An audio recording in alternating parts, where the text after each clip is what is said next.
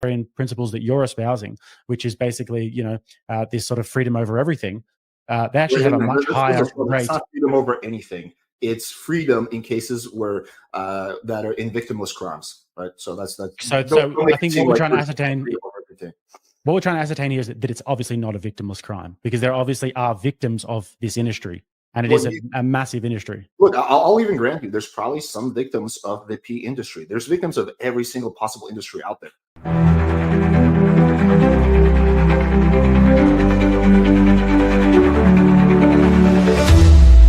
But hello and welcome, ladies and gentlemen.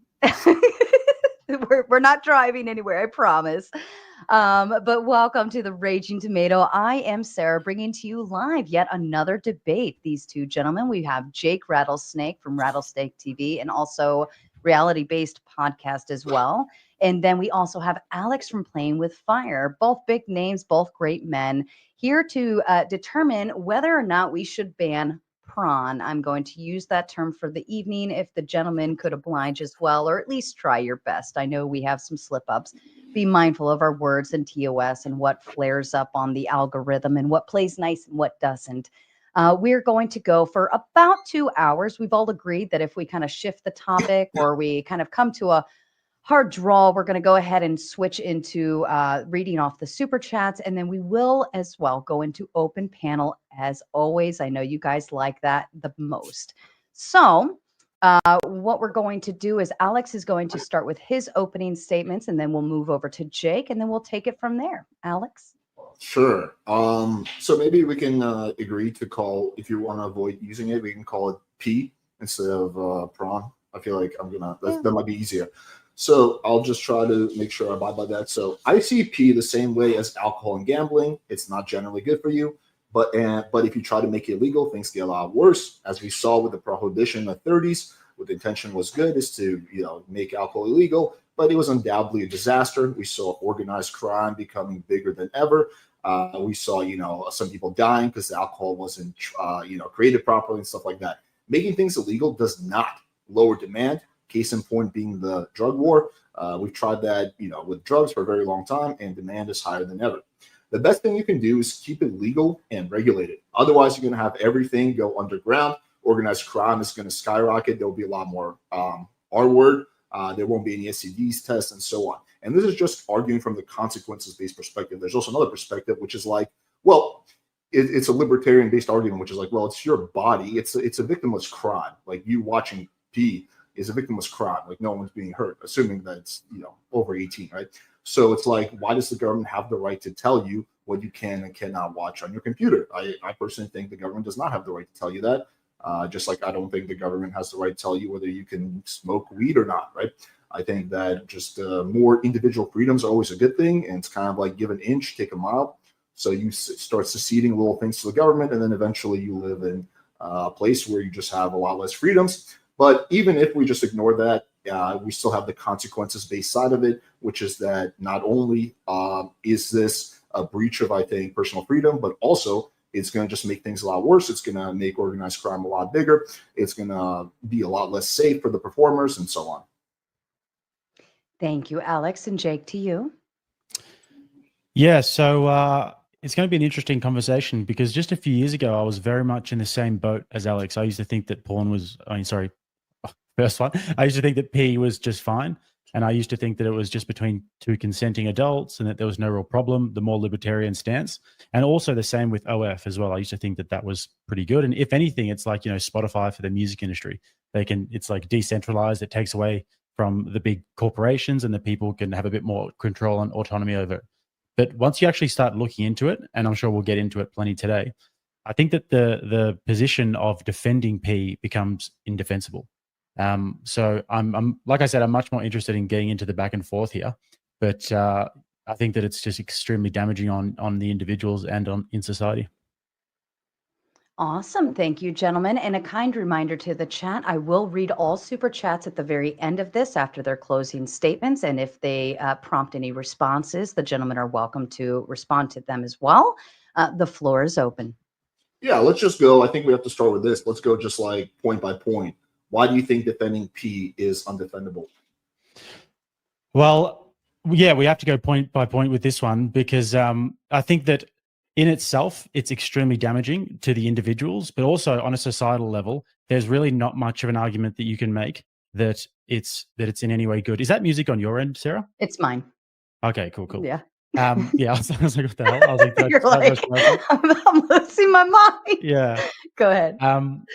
Yeah, so we have to just take it one by one. I mean, I guess on the individual level, we'll have to start there. But first of all, Alex, I wouldn't mind understanding from your ethical point of view, like how do you basically ground your ethics when it comes to porn? Oh, sorry, when it comes to P. Sorry, Sarah, I'll do my best to not say. It's not going to necessarily hurt me, but it could potentially. You're okay if it's. I get it. Alex, what sort of an ethical framework are you using here? I don't know the technical term for it. I never got super deep into formal logic, but when it comes to like what should be legal or not, I just go off again. I look at it from two sides of it. Number one is what are the consequences? I look at it from a consequence-based perspective. And the other side I look at it from is like balancing the public good versus individual freedom. So, for example, in theory, it would be nice if people could have bazookas, but the public, harm in that is that a lot of people could die, right? So that's why we would say no, bazookas or grenades should not be legal. I think it's kind of more dicey when you start talking about guns, because then but with P, it's pretty clear to me is that like even if you become super addicted to P, you can only hurt yourself as a consumer. You're not going to hurt other people. So that's just, that's a victimless crime at that point. So therefore, it should be legal. Okay. So it's a consequentialist worldview then. Well, like I said, it's both. There's a consequentialist side of it, but then there's also the personal liberty versus public harm side of it. What do you mean by public harm versus personal liberty? Like everyone should have the right to do as much as they want, as long as they're not hurting other people. But then if you give people the freedom to have bazookas or machine guns, then the potential public harm is so bad that it outweighs each person's individual liberty. And it's kind of a case-by-case thing. Gotcha. All right. So consequences, public harm, and then personal liberty. Those are the three that we're looking at. So it's two, because public harm and consequences public harm and individual liberty are both sides of the same spectrum. They're both 1 point. Okay. We'll just say two then. So public harm and then consequences and then public harm. So in terms of consequences, are we looking at the broader societal consequences of the action? No, we're looking at I don't know. Well, actually, yeah, if you're talking about consequences, yeah, I think we're looking at we're looking more directly at like harm. Like, are people dying? Are people losing their jobs? Are people committing suicide? Like, that's the kind of stuff we're talking about. Gotcha. And then what's the threshold? Like, to what end do you think that we would have to ban it? To what would be the threshold for you where you would come over to my side? For us to ban P? Yeah. Well, for the consequences side, because remember, there's two sides. You would have to show me that banning it is actually gonna make everyone a lot safer. That it's gonna everyone a lot safer, or just the victims of the crime? If I was to show you some victims of the crime, or would everyone safer? Yeah, well, I would just need to know that, okay, banning P is going to be overall better for society than keeping it legal. So driving it underground is going to be better than keeping it above ground.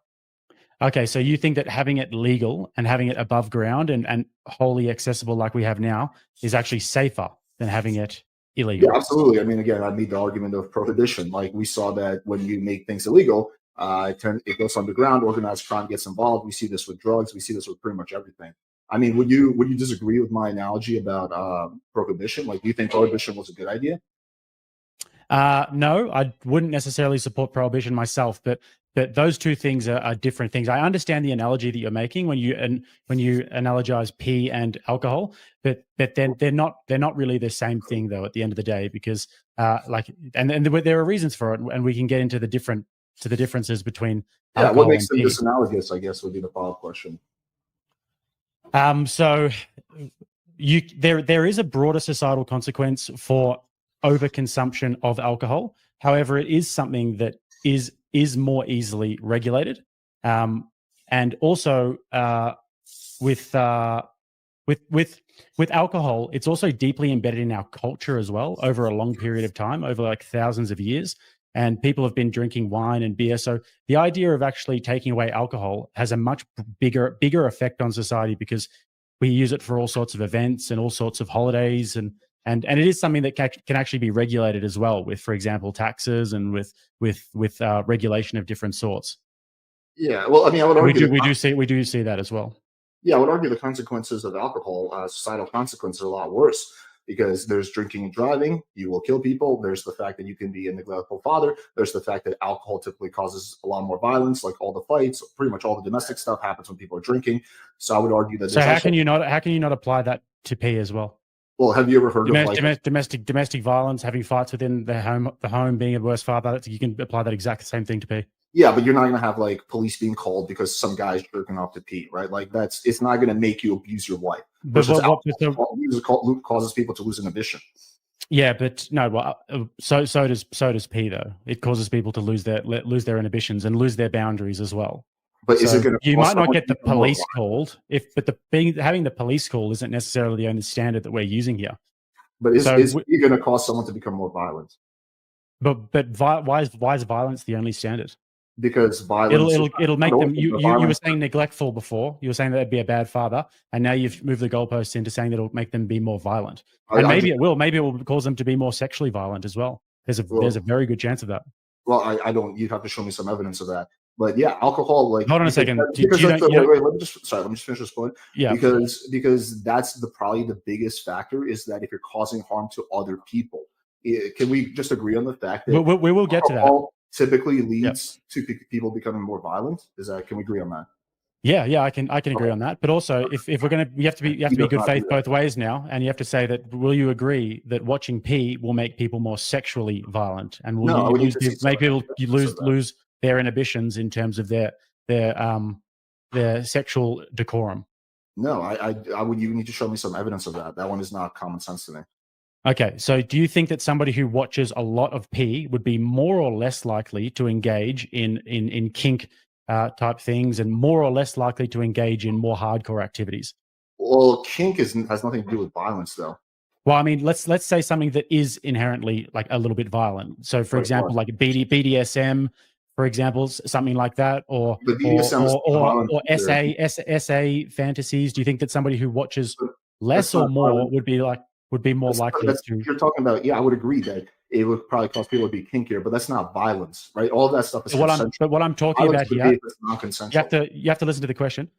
What I'm talking about here is when it strays into the immoral and the violent. And you know what I'm talking about. I don't want to go into too much details. I think that everyone can ascertain what I'm talking about here. The kinds of viewing materials that do stray into those sorts of areas. Do you think that somebody who watches it a lot would be more or less likely to want to enact that in their real life? Are they going to be more or less likely to enact kink and BDSM? Probably yes. Are they going to be more or less likely to enact violence, which is what I was referencing when I said alcohol? I don't have no evidence of that at all, and I think you would be hard pressed to provide me that evidence. So I think we need to separate consensual BDSM from violence, from sexual violence, from rape and stuff like that. Sure. Have you ever heard of compulsive sexual behavior disorder? Compulsive sexual behavior disorder? No. What is it? So it's a neurological effect that can be had with porn, where it has different effects on your brain, like tolerance development. So if you watch a lot of P, you're going to develop a tolerance to it, just like anything, just like with alcohol as well. Yeah, if you do it more and more and more, you develop a certain tolerance to it, and you need more and more and more. So we see this with P all the time. We also see habit formation with this, is that people will form their own habits, and also the neuroplasticity of your brain when you're watching P as well. It can actually create new neural pathways in your brain. So we've also got loss of boundaries as well. People's boundaries will expand more and more when they're watching a lot of this material, and it will expand into things that they maybe didn't like. Nobody wakes up and says, you know what, today I've never watched this in my life. I'm very inexperienced, but I'm just going to go on the dark web and watch some like malicious P. Like, that doesn't happen. It's a process. Well, most people don't go to the dark web and watch malicious P. Most people don't even know how to operate Tor and get into the dark web. I never said that most people did that. I was will my agree, argument. but hang on. But I think I will agree with you that watching P will probably cause you to go down the P rabbit hole and watch more like intense P. But none of that in any way is the same as there being more physical violence, more sexual violence. So if you just agree that okay, this has nothing to do with sexual violence, then we can move on. But we made a claim that watching P is going to cause more sexual violence. I haven't Absolutely, seen I can make that claim easily. I okay, mean, so like you said, nobody wakes up one day and says, you know what, I'm just going to go out and I'm going to go and do this heinous thing. And I think we all know what I'm talking about here. Nobody goes out and just does that randomly. It's a process. And you see with a lot of people who are like serial, like Ted Bundy is a good example of this.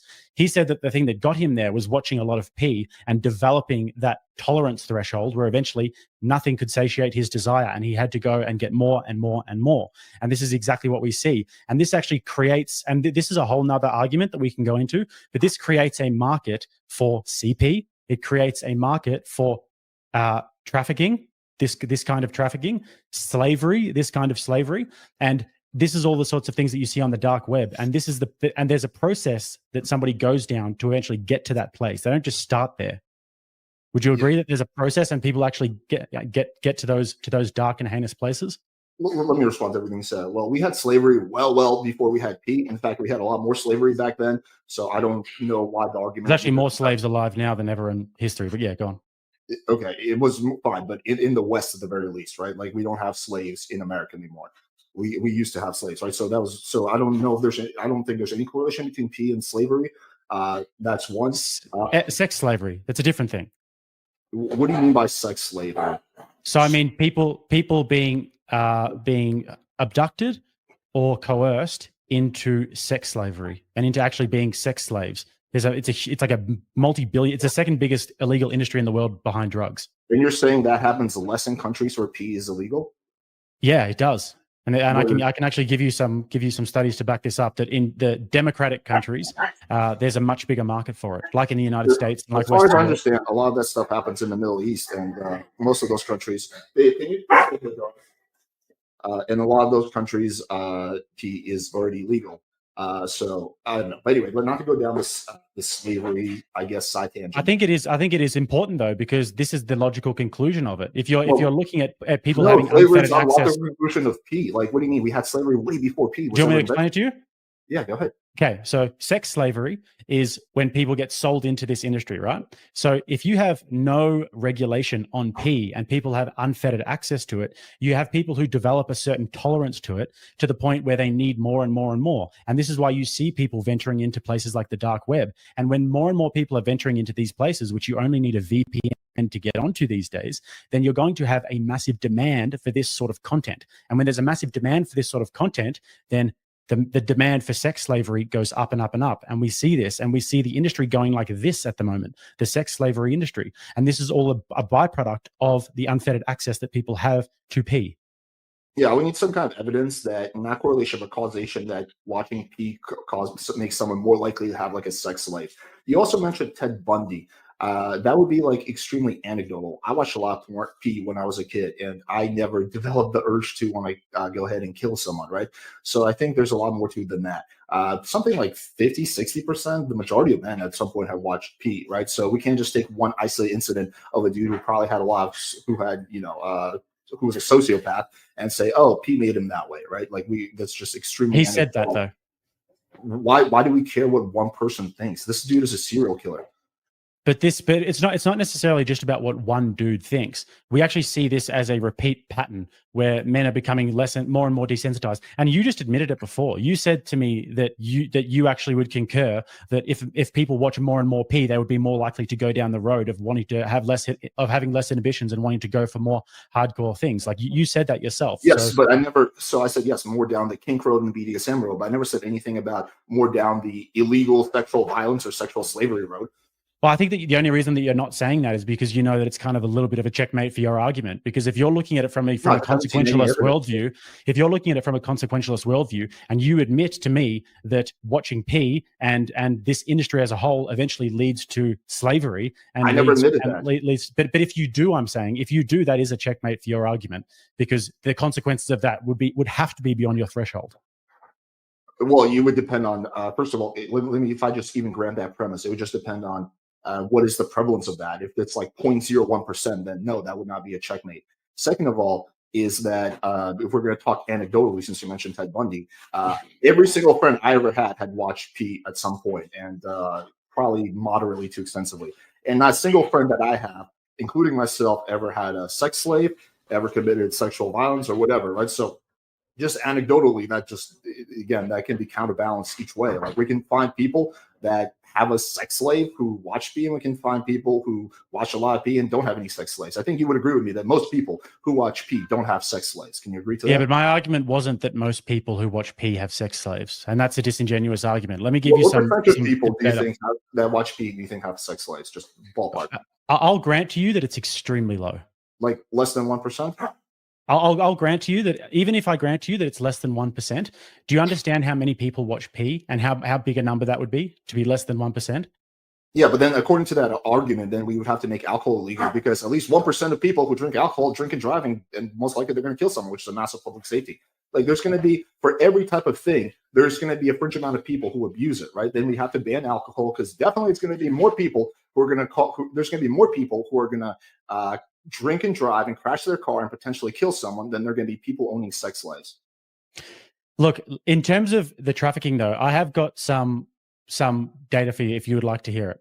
So there is a 2012 study published by World Development, and it says, does legalized prostitution increase in human trafficking? And there's obviously a correlation between prostitution and P. So this investigates the legalized prostitution in. So I can read along with you, or can you send me? I'll have to send it to Sarah. Can I give you a bit of the data and then I can send it in the private chat after this? Because it is a legitimate study. Yeah. So it investigates legalized prostitution, you just have to say, on human trafficking inflows into high income countries. So countries with legalized prostitution are associated with higher human trafficking flows. So criminalization of prostitution in Sweden resulted in shrinking of the prostitution market and the decline of human inflows.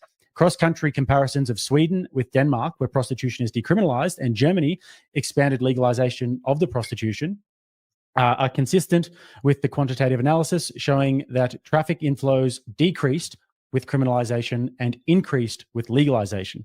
And then it says democracies have a higher probability of increased human trafficking inflows than non-democratic countries. There's a 13.4% higher probability of receiving higher inflows in a democratic country than otherwise. So in these democratic countries where they go by the libertarian principles that you're espousing, which is basically, this sort of freedom over everything, they actually have a much higher rate. It's not freedom over anything. It's freedom in cases where that are in victimless crimes, right? So that's So I think what we're trying to ascertain. What we're trying to ascertain here is that it's obviously not a victimless crime because there obviously are victims of this industry, and it is a massive industry. Look, I'll even grant you, there's probably some victims of the P industry. There's victims of every single possible industry out there. There's victims from us having iPhones. There's victims from everything, right? We wouldn't make our decision based on like, oh, there's some victims from this. Now, the study you're citing seems like it's all based on correlation, right? Saying that, oh, correlatively speaking, when they legalized, what was it called? Sex work, then there became more trafficking or whatever. But I think that could be other explanations for this. Like, for example, if Sweden legalized sex work, it stands to reason that a lot of sex workers in the surrounding area probably all fled to Sweden, right? They all probably went there because there's less harms, and that attracted a whole different type of demographic. Second of all, what? I don't understand what the logic. How does that refute my argument at all? Yeah, so we're talking correlation, right? So we're trying to think of, could there be anything else that caused this increase in sexual violence in Sweden, right? So just quickly, decriminalizing sex work, more sex slavery, there's a very strong correlation. It's not like a loose correlation at all. That's a direct correlation. It's a correlation. It's not a causation. So let's try to see if we can figure out other reasons for this correlation. We can, but I mean, decriminalizing sex work, more sex workers, or more sex slavery. Why do we have to go further than that? It's a direct. You don't understand the problem with just using correlations. So if tomorrow America decriminalized marijuana and then people started smoking more marijuana, we'd be pretty safe to say that it's because they decriminalized marijuana. Well, not unless a whole bunch of stoners moved to America and just start smoking weed. And then we'd be looking at like, oh, geez, there's more people smoking weed. But if it turns out that 100 million more people move to America because they can smoke weed here, then that would make my point. That would be faulty logic. No, because it's not that legalizing, because in that case, it's not that legalizing marijuana made more people smoke weed. It's just a whole bunch of people moved there who smoke weed. Do you know? So a whole bunch more people move there who smoke a whole bunch more weed, and will enlarge the industry of weed.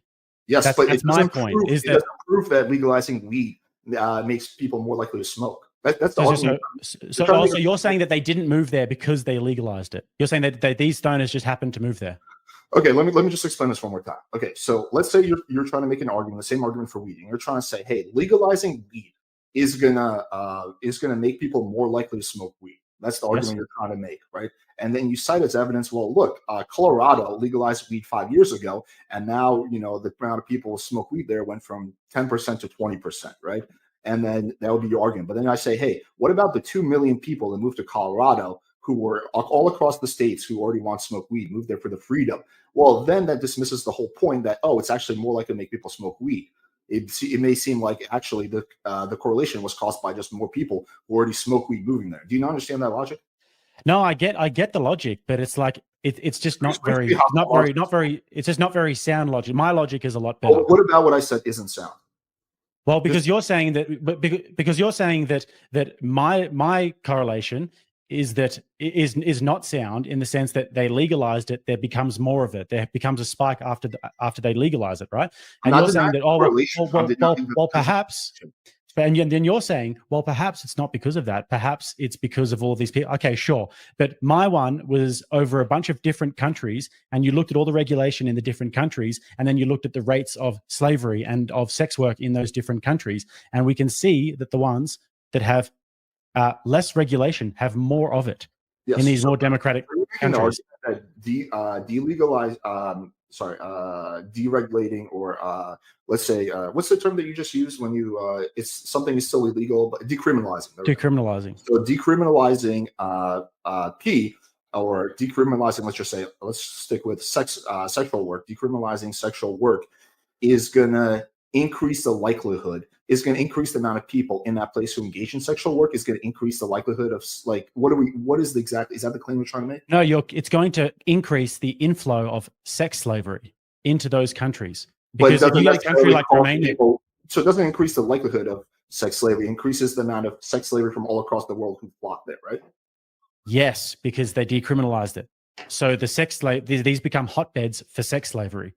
And the industry, like if you're a tech company, right, and you hear, or if you're somebody who has tech ambitions, right, and you hear that Saudi Arabia is zero tax on tech, right, you can move to Saudi Arabia and you'll have zero tax on this tech company. Boom! All right, I'm going to go to Saudi Arabia and I'm going to start my company up there because of this ambition of mine. And every other tech company is probably going to move there as well. So it's going to spawn new industry, and all the industry from the other parts of the world is going to come over there. So if you've got these really these sort of democratic countries where everything, like Holland, for example, you can walk through the red light district and there's just women in the windows, and you can go and just do your thing with one of them if you'd like. Yeah, these sorts of countries are going to see a lot more sex slavery, and there's a lot of slavery coming from women from Africa and Eastern Europe and all these different places who are being brought to these countries and who are being sold into slavery. Yeah, so I'm not arguing against the fact that legalizing sex work isn't going to attract a whole bunch of people, and some of those people will be involved in sexual slavery or sexual violence. I'm not denying that, but I think the argument you're trying to make before that, if that's the argument, then we probably agree on that, right? There's going to be, I don't know to what extent, but to some extent. But the argument you were trying to make beforehand was that actually there's a causation there. So if you legalize sex work, then that means you're just going to create more sex workers from that country. Not that more sex workers are going to move in. Yes. How's that? So your argument is then that legalizing sex work is going to create new sex workers, right? So yes, if you deregulate an industry, then you will attract entrepreneurship, if you want to call it that, within that country, in that industry. Do you think there's a difference between, let's say, Sweden? Let's create two scenarios. Scenario number one: Sweden legalizes sex work, and then it causes more Swedish people, more of the people who are already there, to become sex workers, right? And that increases that is a direct causation. There's going to be more sex work happening It's causing more sex workers, right?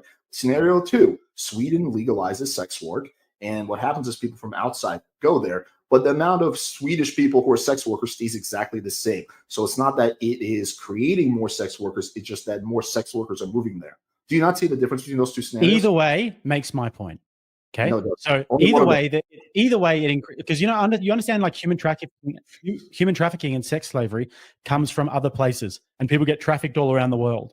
So whether they're getting brought from the Middle East or Africa or Eastern Europe, it makes my point, because then they're bringing them into these countries that have looser regulation. So if they're all coming from Nigeria and Eastern Europe, and that's your point, you're saying, oh well, maybe they move from all these different places. That still makes my point. But not if you restrict immigration. Like that solved that problem. Well, that's a completely different argument when you're talking about you can legalize sex work and completely restrict immigration, and that completely takes care of that problem then. So it's not the legalizing sex work that's caused the issue. It's the fact that people who are engaged in these industries are able to move there. Well, if you completely lock down on immigration, then you solve this issue. Okay, but a lot of these countries. What I say is accurate. Just hypothetically, if they were to legalize sex work and then close their borders, yes, it would be a lot more difficult for sex traffickers to get people. And there would be no increase in sex work, right? There would be. There still would be, because the people who are in that country would be more incentivized to do it because there's less regulation. But see, you provided no evidence of that people in that country are more likely to do it. Well, first of all, you could show me correlation. You didn't show me causation. Well, I mean, I just did show you that it goes up in these countries where it's more democratic, right? Unless you have evidence to the contrary. You show me correlation, not causation. Yeah, but do you have evidence to the contrary? It doesn't matter. I'm exploring. Why does it not matter? Because it doesn't matter. Because you're the one making the argument. It's up to you to back up the argument. I'm not making a claim. You're making the claim right now. Tell me what would suffice. Wait, hang on. I'll let you ask like 90% of the question. Can you just agree that what you showed is correlation, not causation? Yes, but it's a very strong correlation. Okay. So, but what does that matter though? Even if it is, like, why does that matter? Because correlation is not causation. Okay, but like, there could be multiple evidence. It's evidence and data that points towards my conclusion, and very strongly at that. Yeah, again, we would not accept correlation in most types of arguments because there could be other explanations for the correlation. That's why we look for causation. And especially in this case, there seems to be a pretty logical explanation for the correlation. What's the logical explanation? And by the way, this can be causation as well.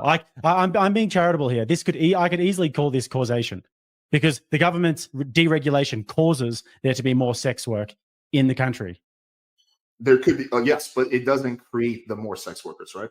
It's a byproduct of the deregulation. It's a byproduct of the deregulation. Do you think that Amsterdam would have less sex workers or more sex workers if the government made it illegal tomorrow? I'm not denying that legalizing something is going to create more. Is going to cause more people from outside to flee to that place because it's now legal there. I'm not denying that. Yeah, but what's your logic? What I'm denying, hang on. What I'm denying is just like in the weed analogy that I gave you, that legalizing weed is going to cause more people to smoke weed, right? Versus just more people who smoke or already smoke weed moving there.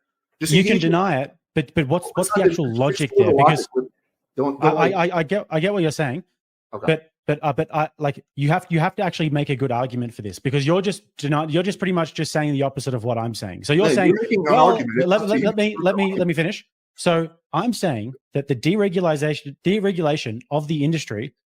Can you still hear me? Yeah. Yeah. The deregulation of the industry is obviously going to cause more of that industry, because people don't have regulation anymore, and it's a very profitable industry. So if you're trying to tell me that, just say in Holland, for example, they deregulate the industry, there's a big opportunity in the market there that people are just not going to take the opportunity, and sex work is a very, very lucrative business. If you're honestly trying to tell me that you don't think that sort of deregulation would lead to more sex work within the country, even external thinking about immigration, then I think that the fact that I provided you with, even if you want to call it correlation, I think that it is causation.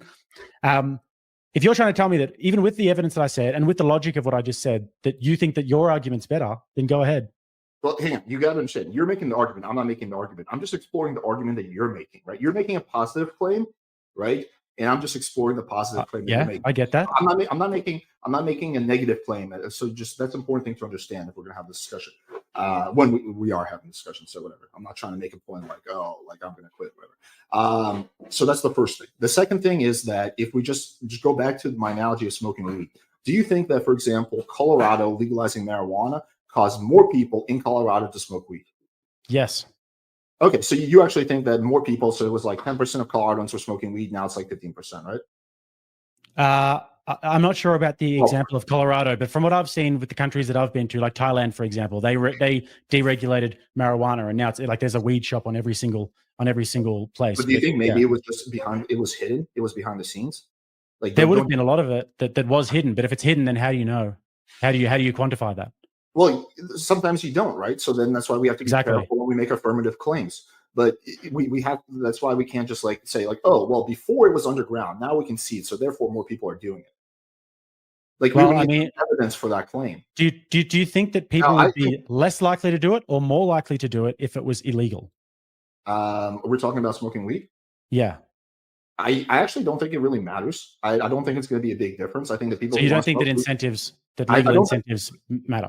I think with something like weed, people are going to smoke weed if they want to, and people are not going to smoke weed if they don't want to. I think for even some teenagers, the fact that it's illegal is kind of an allure. It's like, oh, I'm breaking the law. Versus if it's legal, you kind of take the fun out of it, type of thing. I think that the cool thing that happens though when we take something from underground and we legalize it and make it above ground is we start to see regulation, is we start to see more order, and we take organized crime out of the equation, right?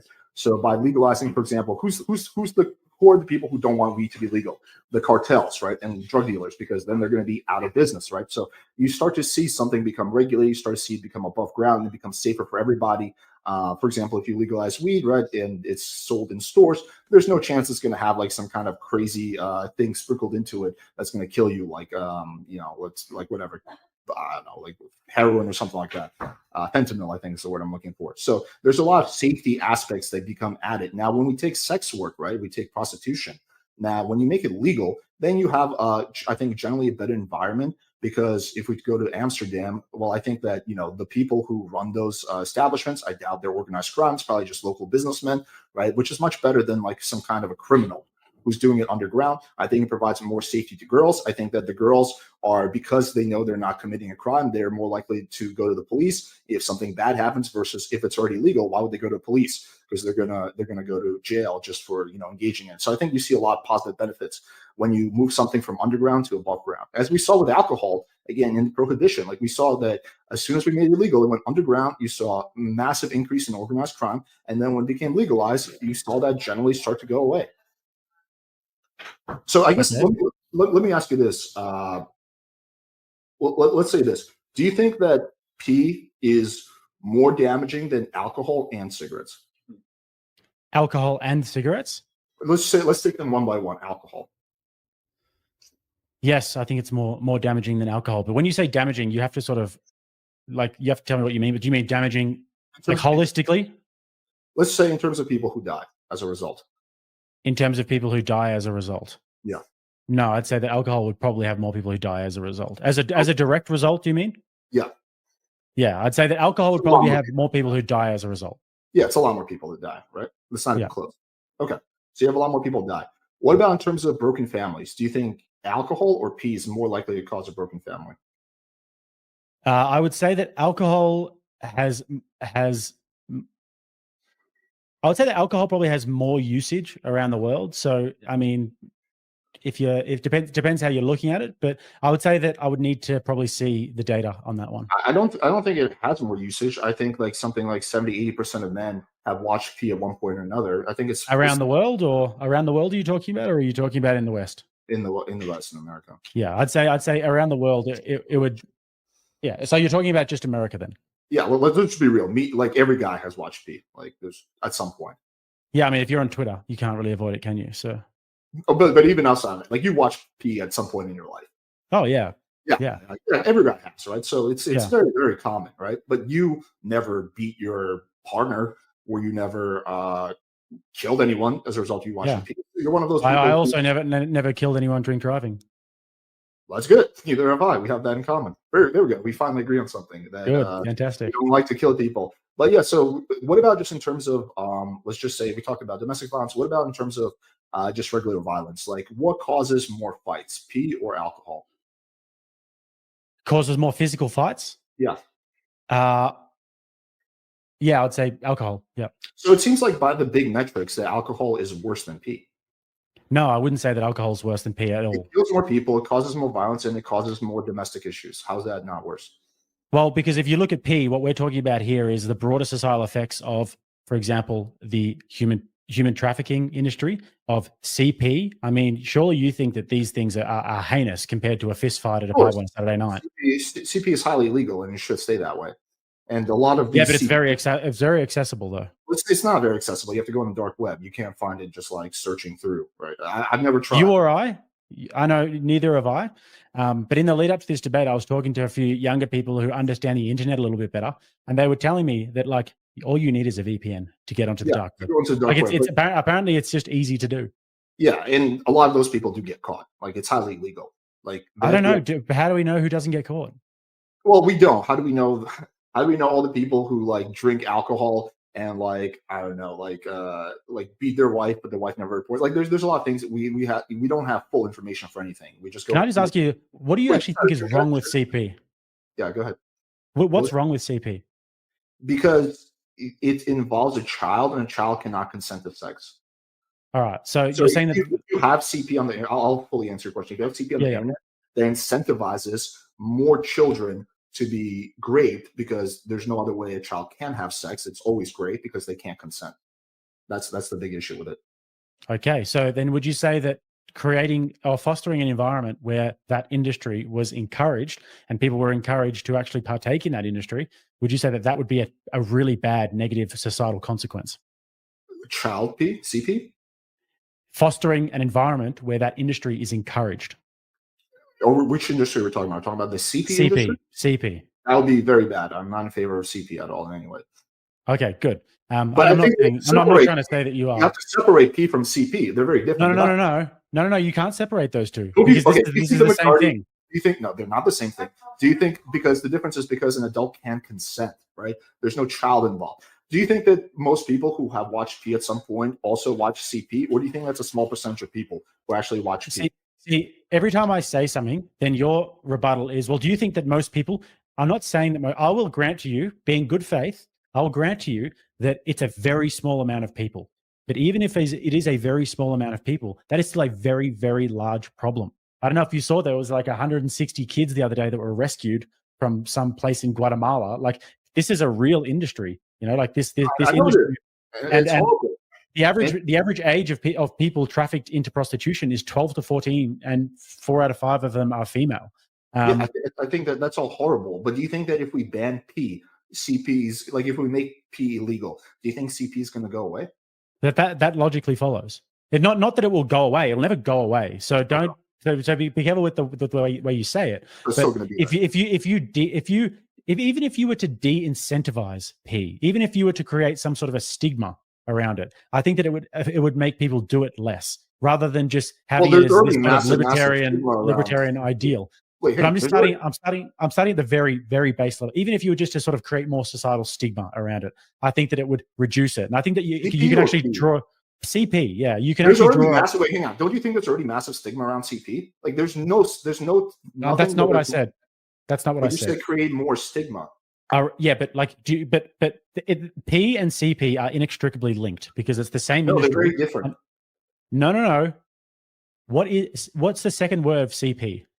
It's P, isn't it? So it's the same industry. It's the semantics. Yeah, no, not really, dude. Because if you think about it, like nobody really wakes up in the morning, like we said before, saying, you know what, I'm just going to go and make it.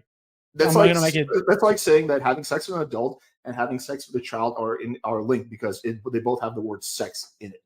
Like that's a silly argument. Well, I mean, it is sex, so that's not a silly argument. Do you think that having sex with an adult like me and you do versus having sex with a child are just kind of linked? No, but it's still sex. But they both. You know what I'm saying though. No, so because it's not very hard to understand. The word P. They both use the word P, so they're linked. Just because they use the same word doesn't mean they're linked. By that logic, then having sex with an adult with having sex with a child would also be linked. No, but they are, though. I'm not saying that they're the same thing or they're of the same consequence or magnitude, but they're still sexual acts. So, like, but what I'm saying with P though is that the CP is within the industry of the P. A lot of the people who are doing the sex trafficking and doing the P work they don't have the morals, and they'll go and engage in CP as well. There's just something you just made up right there. Like, would you think these like big, like most of the P comes from like big companies like Brazzers and stuff like that, and then there's some amateur stuff. Do you think companies like Brazzers are just no? I never said that. CP on the side. I never said that. So the corporations, like if you were to interview adult P stars, right, the overwhelming majority of them, if not all of them, would say, no, CP is evil. I would never engage in that. It's not something that's commonly, like you're making the point, like you're saying it's common again. I'm not saying it's common. Listen, it doesn't have to be common for it to be a massive problem. Okay, so when you look at, for example, human trafficking, do you think that the people who do sex slavery and human trafficking, do you think that they'll draw the line at CP, or do you think that if they can make more money off it, they'll go and do the CP? Because somebody's doing it. Somebody is taking these kids and they're putting them into a life of slavery. And like I said, the average age of people sold into sex trafficking is 12 to 14 years old. 4 out of 5 of them are female. There's massive amounts of this happening. Those evil criminals are not going to care. However, P companies absolutely will care. So you're trying to make the argument they're inexplicably linked, but that means that like there's a kind of consensus in the adult P community that, CP, not a big deal. And a lot of these like P companies are secretly doing CP on the side, which is absolutely not the case. Now, once again, the question: how do you know it's not the case? Is there any evidence that it is the case? Well, P-Hub had a child being R-worded for months and months, and they ignored all of and this happens all the time. Like you always see like reports of there being like something that's been flagged on P-Hub many times, and it ends up being like you can find these reports online very easily, and then it ends up being CP. So it's so hard to get around. That seems like more of an issue. That seems like an issue of P-Hub not being careful with monitoring what goes on their website. There's no way, it logically makes no sense for them to like want to encourage that or even turn a blind eye to that, because that's the death of their business. So obviously they just maybe should have been more vigilant. You can make the same argument with Facebook and false information. And you can make the argument with every social media site. Maybe they should be more careful. I won't disagree with that if there was CP that was on their thing for a month, but it doesn't mean that they're encouraging it or that they're even turning a blind eye to it. It just seems would you say that they're creating an environment that fosters that sort of industry? Well, the environment is the dark web, right? Which is not necessarily though, dude, because you see this all the time on P-Hub and on X videos. Yeah, those videos get taken down. Yeah, but they're on there, aren't they? So this is creating an environment where there's a demand for it, and like these videos get seen millions and millions and millions of times. Do you think that like I'm not even gonna say most people. Do you think that a substantial amount of people on P-Hub actually want to see CP? Doesn't matter. Completely. It absolutely does matter. If there's one person, you said they create demand for it. If there's one person on P-Hub that's like, yeah, you know what, I'll check out like this. I just said to you, millions and millions and millions of hits those videos get. Oh, which videos? I don't know what you're talking about. The ones I just told you, where they're like children getting R-worded. Yeah, but those videos all get taken down, right? Yeah, but there's millions of hits. Yeah, you just asked me, do you think that there's a substantial amount of people? I tried to say to you that it doesn't matter, but if you want to go down there, then yes, there are a substantial amount of people. And those people can just go to the dark web after if they want anyway. Yeah, because it's a big industry. I think that again, it's hard for me to put myself in the mind of a CP user, but I think those people don't really give a shit. They'll go to the dark web. They're going to find a way to watch CP no matter what. And I think the best thing is kind of what we're doing now, is where the FBI goes in and arrests them and puts them in jail, and they're in jail for the rest of their lives. I think that's a pretty good way of handling. Maybe we should have more resources for the FBI to go ahead and arrest every single one of those. Maybe P-Hub should be a lot more vigilant and careful. Like, I wouldn't disagree with any of that. Right. Fair enough. And I agree with you. I agree with you with that. But I will say, from your consequentialist worldview, if there was a substantial enough correlation between P and CP and the sex trafficking industry that creates the sex trafficking industry where these kids are being trafficked, would you say that that was enough of a bad consequence for you to start thinking about whether or not they should make the P illegal? Yeah, I'll like meet you halfway. If there was substantial evidence that the regular P industry directly causes CP, and it was by a substantial factor, then I would absolutely. Well, my first thing would be to see how we can fix that without making it legal. But let's say, for argument's sake, there's no way. We try every type of strategy, and it's just that it turns out that if you have P, you're always going to have a lot more CP. Then yeah, I would definitely at least rethink my position to some extent. But that doesn't seem like that's the case. Like we don't really have any evidence that having P be legal causes a lot of CP. We have some correlation, but that's about it. And I just want to once again go back to this. What would be the correlation that you would need, though? Because I actually do want to explore this. Not correlation, causation, not correlation. Yeah, okay, but like, what kind of evidence would you need, though? If I was to show you that the human trafficking industry was going like this at the exact same time as the P industry was going like this, at the exact same time that the child trafficking industry was doing the same thing, that it's all like just inextricably linked, that you've got these children who are being sold into sex slavery, and the sex slavery is being used to make the P, and the P is the stuff that you're defending. Would that not be substantial enough for you to at least rethink your position? I think though that you would have to show me that stuff is going to substantially decrease, if not become close to eliminated, if we make P illegal. That's the thing. We're arguing against the alternative, right? So that's what I would need to see, is that stuff will substantially decrease. Okay, so then my evidence that I gave you before, where I told you that in these democratic countries where they have less regulation, there is less of it. You won't accept that data either. It's not that I don't accept the data. I think you showed me correlation, which is fine, but you didn't show me any causation. But that is causation, though. If the government is deregulating it, it is at least a byproduct that there is more activity in the sex industry in those countries. Well, yes, if more people who were engaged in that are moving in, and also this was about, I believe, sex slavery or sexual assault, and not about CP. Yeah, it was about the sex industry, so it's about like prostitution and. Yeah, but most of the sex industry, and it was also about human trafficking as well. But most of the sex industry does not involve CP. Yeah, that's a very, very tiny percentage of the sex industry. So what? And I don't even know if it is, dude. Like, I don't know the exact numbers. I will say that. What percentage of I know that it is. But I just told you that the average age of people being sold into sex slavery is 12 to 14. So wouldn't that then insinuate is a very, very small part of the P industry as well? How do you know that? Well, what do you think? Okay, if you think I'm incorrect, then tell me just a ballpark. What percentage of the sex work industry is sexual slavery? Of the sex work industry or of the P industry? This, as in prostitution, or let's say P industry. Honestly, I've got no idea. I wouldn't be able to give you a ballpark with that one. I think it's a tiny. But I think that it would actually be reasonably substantial. But I mean, what's the tiny percent that you could sort of like wave away and say, oh well, whatever. It's like 5%. Who cares? It's not about waving it away.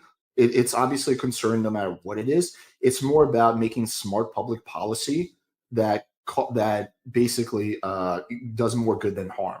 And what I've seen historically is that when we try to make things illegal, it usually causes, almost every time it causes more harm than good. So you would have to show me how this would be different than the drug war. This would be different than prohibition. Sure. That's what I would need to see, is that how making it legal is going to just like significantly reduce what the likelihood of there being future sex slaves and stuff like that. Let me ask some questions. I mean, unless you have. I can just really quickly respond to that, and then you can ask your questions straight away. But yeah, in terms of alcohol, I think that you can make a very good argument that alcohol is so deeply embedded within our culture that it's actually much, much harder to make that illegal, because a lot of people just, drink alcohol at weddings and at all these sorts of things. And it's something that we sort of do from day to day. And it's something that's been in our culture for thousands of years. However, CP and P, these are things that, not necessarily sex slavery has been around forever, but CP and P, particularly what we're talking about today, which is P, is something that's very new. And we're seeing a lot of effects on not only the individual, but society at the moment. So, and it's digital. So it's much easier to regulate something that's digital than it is to regulate something that's material.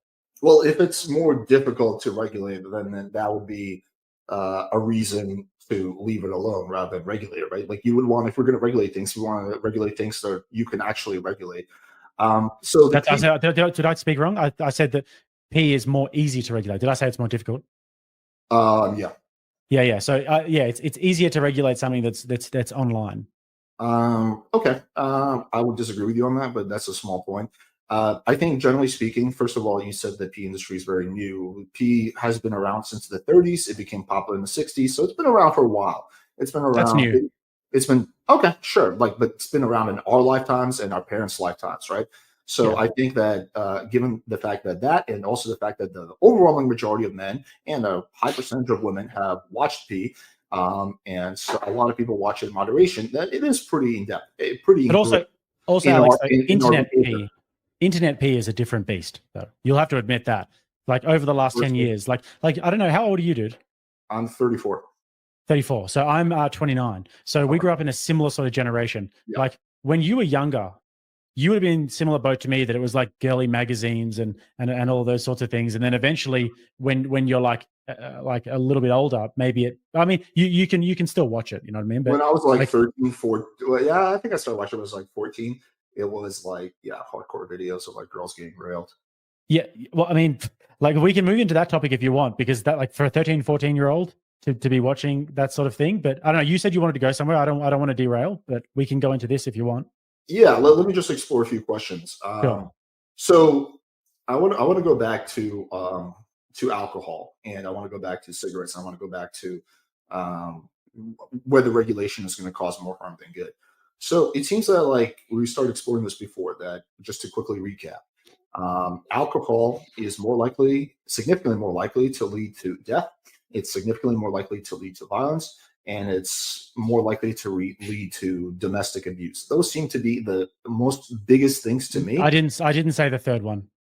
Okay, let's forget then. Just the first two, to death and to physical violence. Those two things are, to me, seem some of the biggest things. And so if alcohol is more likely to cause those things, I think alcohol is a lot more likely to cause death. It's going to be very rare. It's like by a factor of like 1,000. It's like not even close.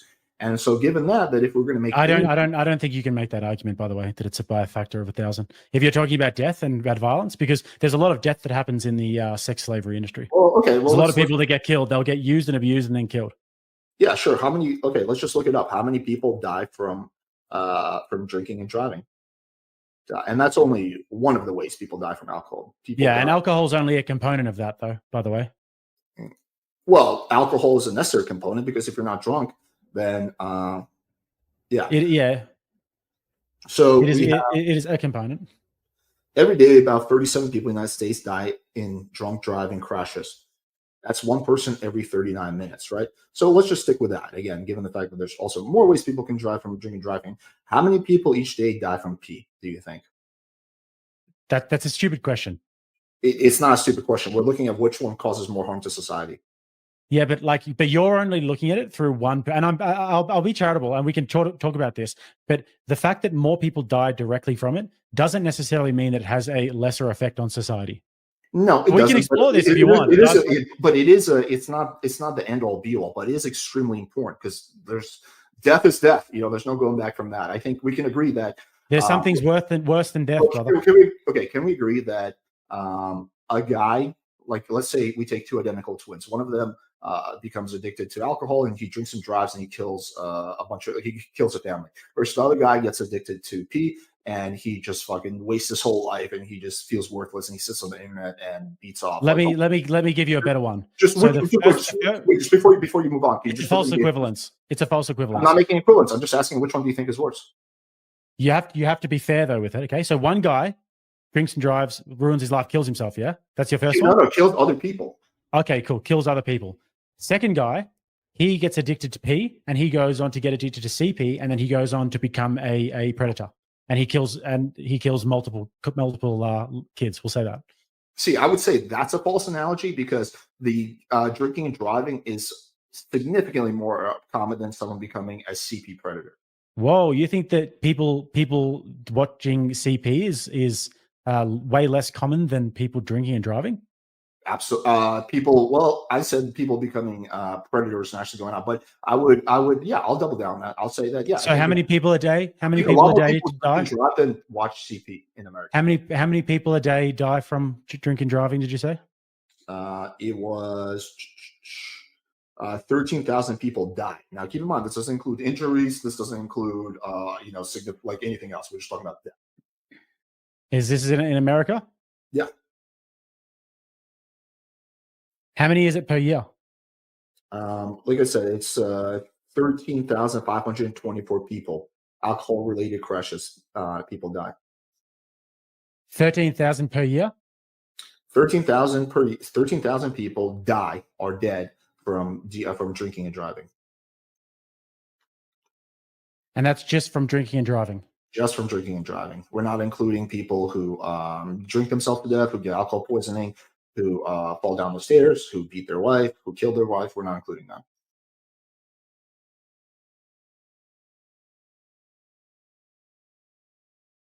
I think there's something like 830,000 a year that go missing in the United States. Something like 2,000 that go.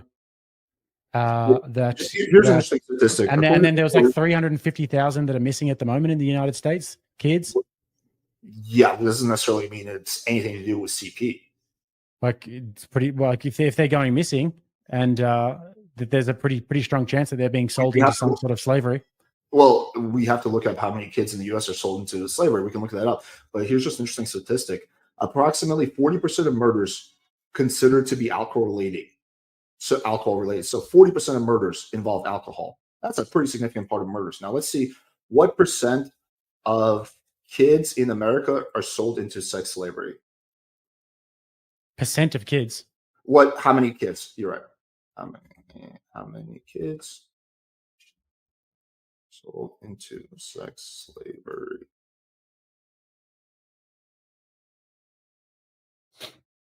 Trying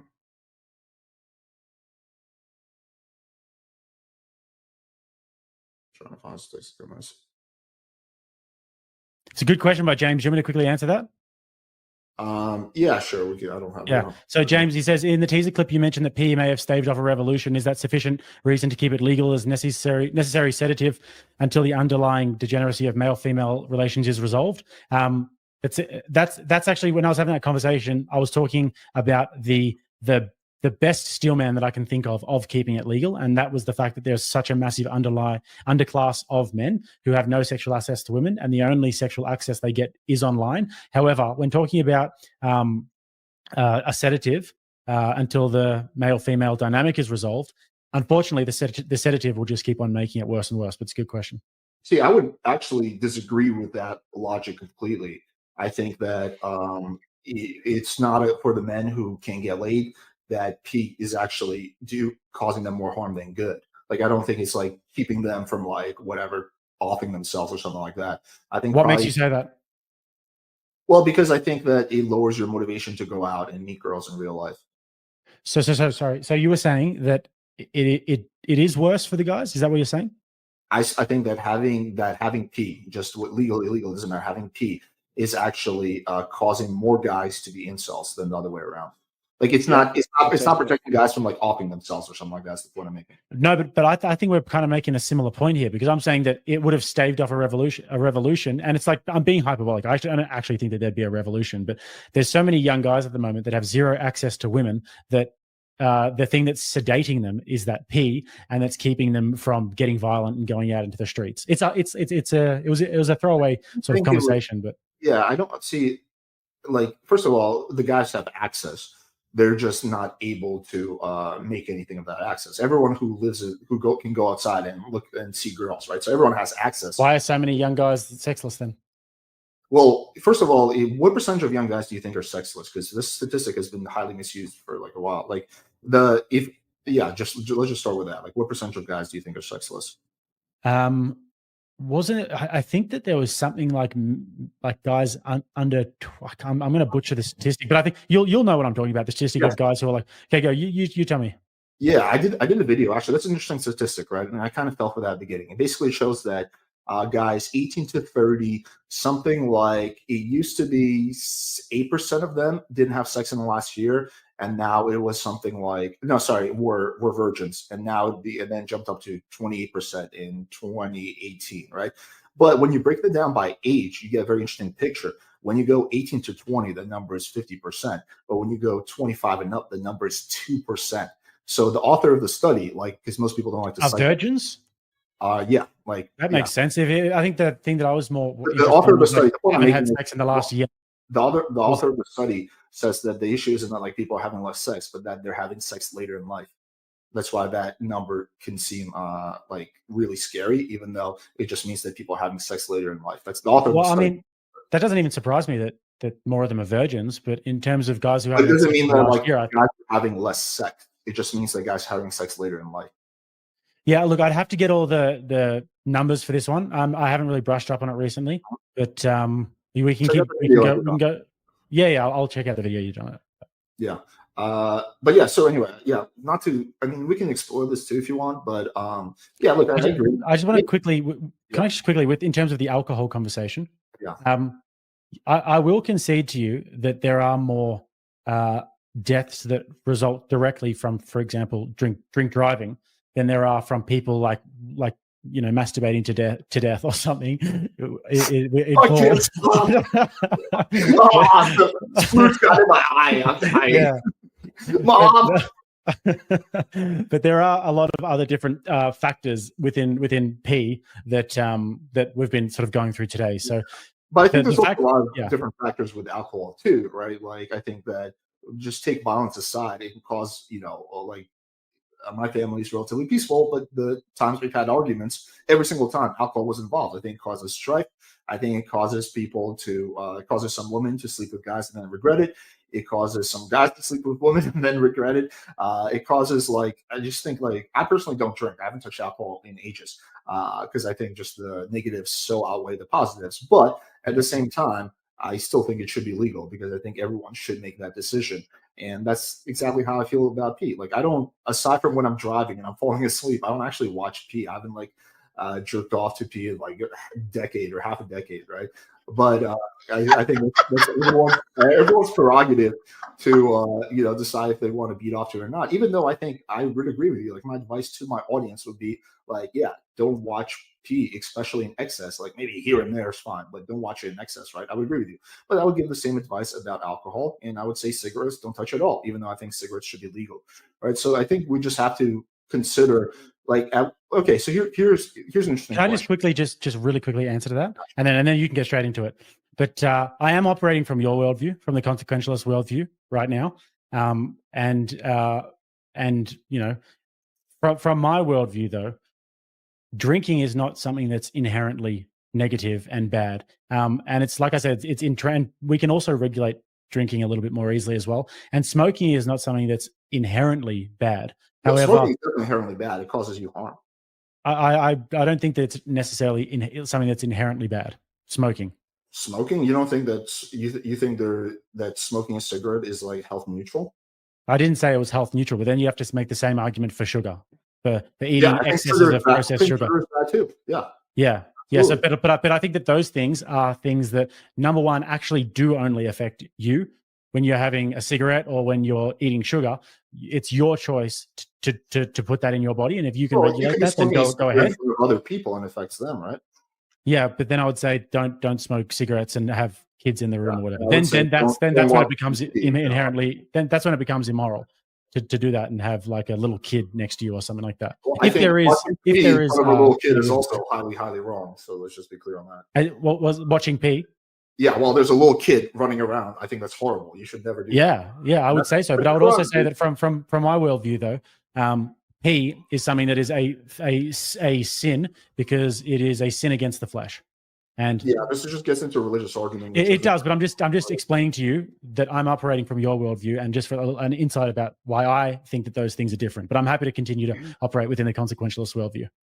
Yeah, well, okay, let's say this. Let's say that it turns out, I show you a statistic that is 100% accurate, that 50% of people who drink alcohol crash their car and kill someone. Would you then say that alcohol should be illegal?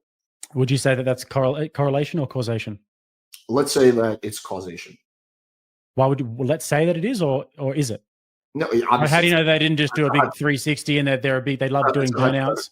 Let's say 20 studies come out that 50% of people, they explore everyone who drinks alcohol, 50% of them crash their car and die. Would you then say alcohol should be illegal? If say that again, say the study again. Let's say there's multiple studies that come out that show that 50% of people who drink alcohol crash their car and kill someone. Would you say alcohol should be illegal then?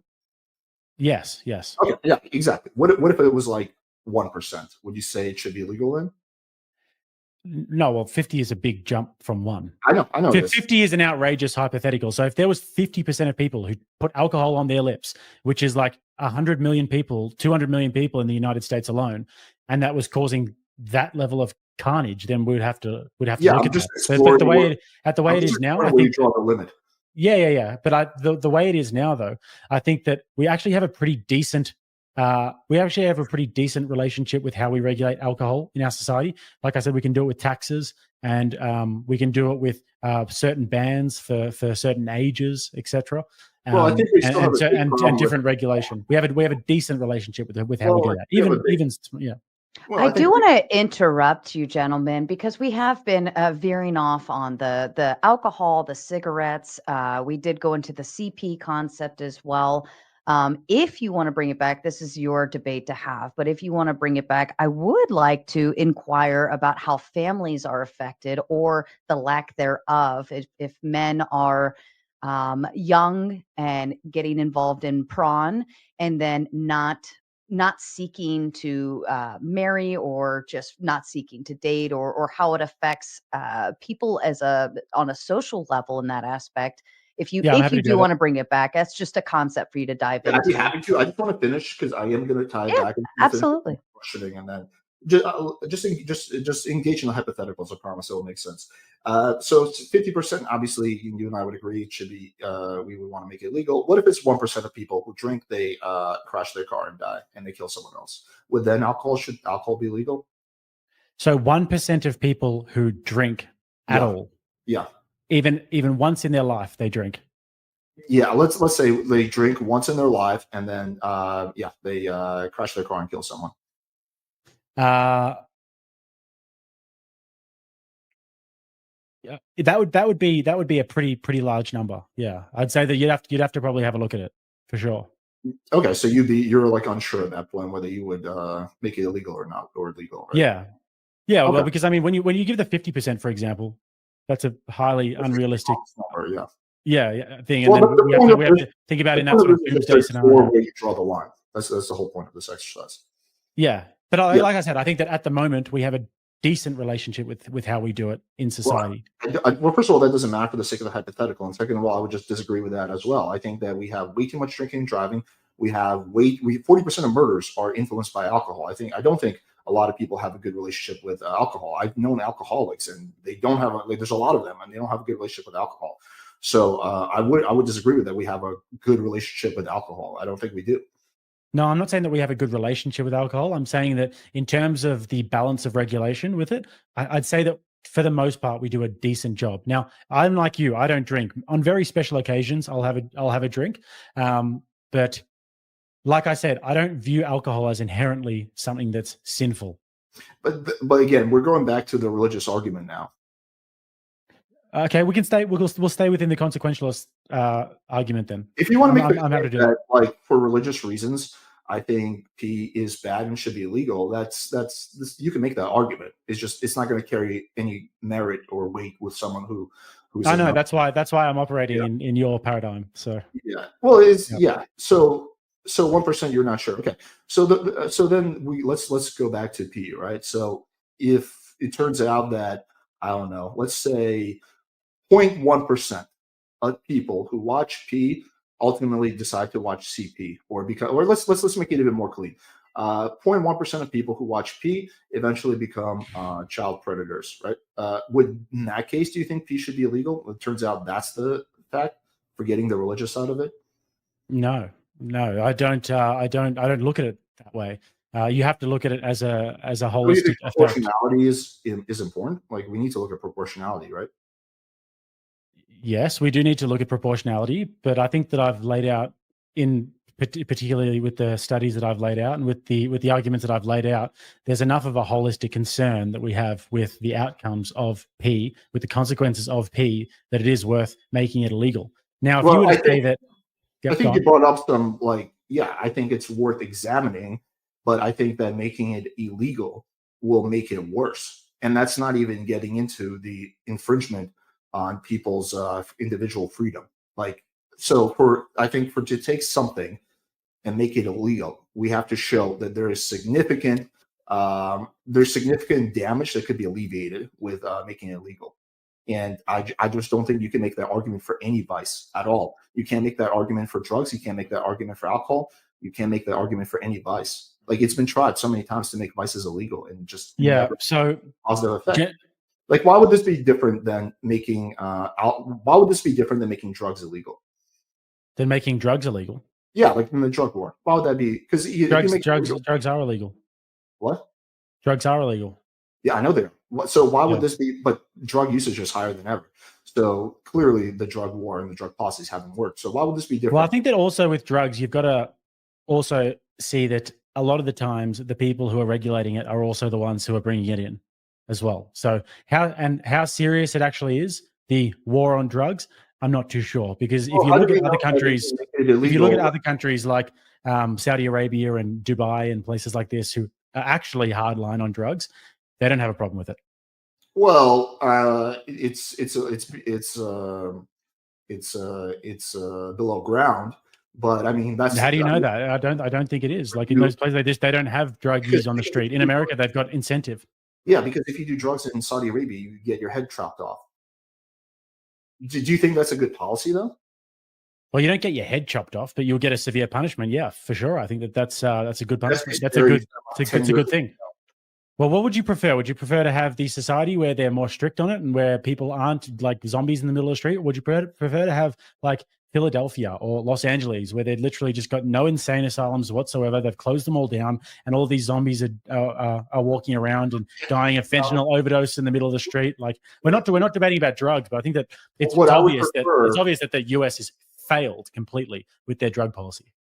Yes, because we made it illegal. No, it's not because they made it illegal. It's because they closed down mental institutions. I think another big issue. Well, fentanyl is still illegal in California.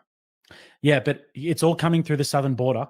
You've got an open border in the United States. You could stop it pretty easily. You've got the most powerful military. Hold on a second. The most powerful military in the whole entire world.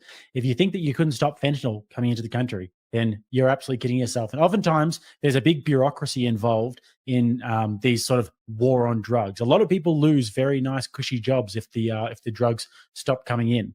That's getting into a whole like conspiracy theory there. Yeah, but it's to say that they're doing a terrible job, though. Okay, sure, but the point is that, like, first of all, the majority of people who smuggle in fentanyl and drugs are American citizens. It's something like 70-80%. So it's not like it's mostly being smuggled in by illegal immigrants. Something like that. It's mostly American. Who makes it? What do you mean? Who makes it? Who makes the fentanyl? Who makes fentanyl? Yeah, well, it's a precursor from China. Well, no, they don't make it. They sell Mexico. They sell the cartels. They manufacture it. China manufactures it, and then they give it to Mexico, and the cartels will traffic it. China does not manufacture fentanyl. They manufacture the precursors to fentanyl. So they manufacture the ingredient. Anyways, so Sarah, the question that you had before was about can you just quickly summarize the question you had before? Well, again, I was referring to kind of how this affects society in like our family way or the lack thereof, marriages, so on and so forth, because I really think that would be a stronger point to nail in for the both of you versus comparing to drugs, alcohol, and cigarettes, because we could compare apples to oranges all day long, and we're still not going to have a really hard-lined answer on it. So I would really like to get into an actual causation for prawn or any benefits that there may be. I don't know if Yeah, we're going okay. to find causation, and I disagree that it's apples to oranges. I think there's enough similarities, but sure, we can get into that. You mind giving me like 5 seconds to grab a drink? Yeah. Go for it. So in terms of I think Alex can still hear me, but we're going to look at the effects on young men and in terms of like families and the broader societal effects, correct, Sarah? Yeah, I think that would be a good place. Or even if, because I know we brought up the CP and P, and I think there is a concept of underage going into and Okay. continuing in. So we could go into that realm and how it would still affect an adult or not affect an adult Gotcha. when they become an adult. There's a lot of different realms, but I would like to kind of bring it back home because we are going off into the drug wars of society, and I don't know if that's really where you guys want to stay. Yeah, okay. You can I'm happy to there, but yeah, go ahead. We can. I'm happy to go into it. Sure. So putting aside the CP and putting aside the fact that I said before that the vast majority of people who get trafficked are between 12 and 14, which is already an effect on children in itself. Said that quite a few times, yeah. Yeah. So also 86% of the people who are being sold into this, by the way, in the United States are coming from the foster service as well. So there's a that's another thing. Anyways, when you look at the mind of a child, I mean, Alex just said to me, and I'm the same, we started watching porn around like 13 years old. Like, we're not together, separately. Yeah, but oftentimes like that is the case, that people are watching at that age, even younger. I can imagine today kids are going to school and it's being shown. It's just so easy. If you've got an iPhone these days, you're literally one click away from just pulling it up on your phone, and all kinds of heinous things as well. So just in terms of early development, there are some severe neurological effects that it can have on young people. And a young man's brain is incredible. We'll use young men for now. A young man's brain is incredibly plastic. Like a young man's brain absorbs this information and creates neural pathways to the point where they will lose their boundaries. They can have problems with erectile dysfunction by the time they're like 18, 19, 20. The brain can completely rewire itself. Habit formation, if they use it regularly, they'll use it due to stress, due to boredom, negative emotions, undermining self-control, compulsive patterns, and then they'll develop a certain tolerance to it. And I think that this is just logical, that you develop a certain tolerance to P, and then you want to view more and more and more extreme things. And especially if you are somebody who doesn't have much access to females, especially if you are somebody who when you're young as well, this is another thing, like you don't really have much behavior regulation. You're not really thinking about what's going to be the effect of this on your future self.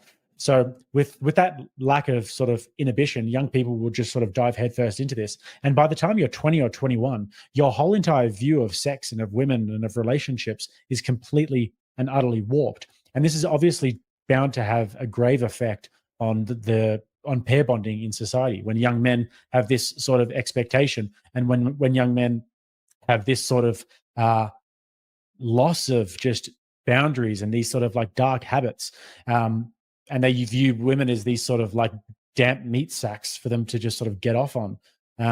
So this is going to affect the way that we pair bond and the way that we form families, and young men are going to be a lot more inclined to sleeping around, and that will cause a lot more STDs in society. That will cause a lot more unwanted pregnancies in society.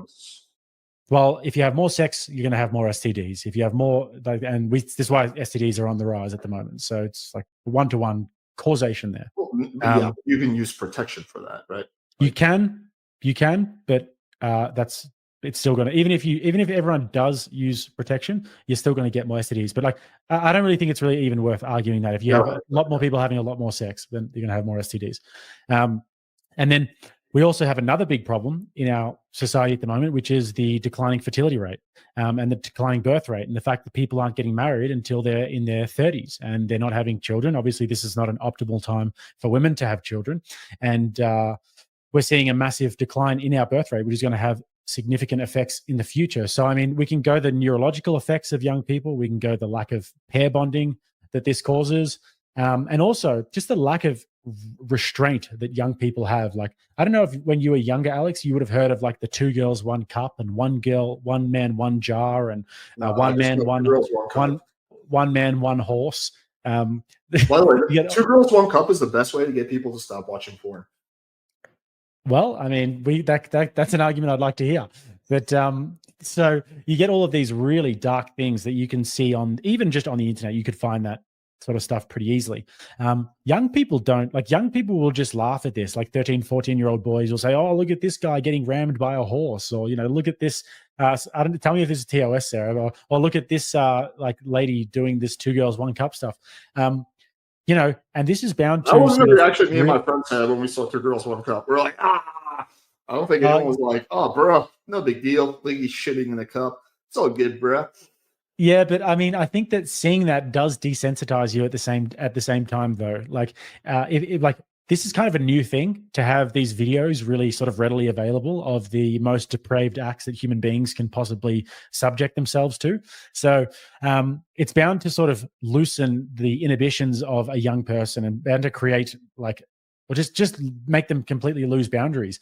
And back in the day, when we lived in a more sort of moral society, people would be normally virgins until marriage, and then they would get married, and then they would have their sex life with their partner, and they wouldn't have to think about, or they wouldn't be corrupted by all of this sort of internet pee. So it's a relatively new thing, and I think that we're seeing some pretty negative effects of it. But the effect of pee on young men and young women as well is, in my opinion, like you would agree that that should be illegal. Young people watching pee. Yeah, I think it should be illegal, isn't it already? Like, don't you have to be over 18? Yeah, you do. But I mean, to what extent we regulate it, you know? But like, what can we do? Like, put kids in jail if they watch pee, or like, how we're gonna?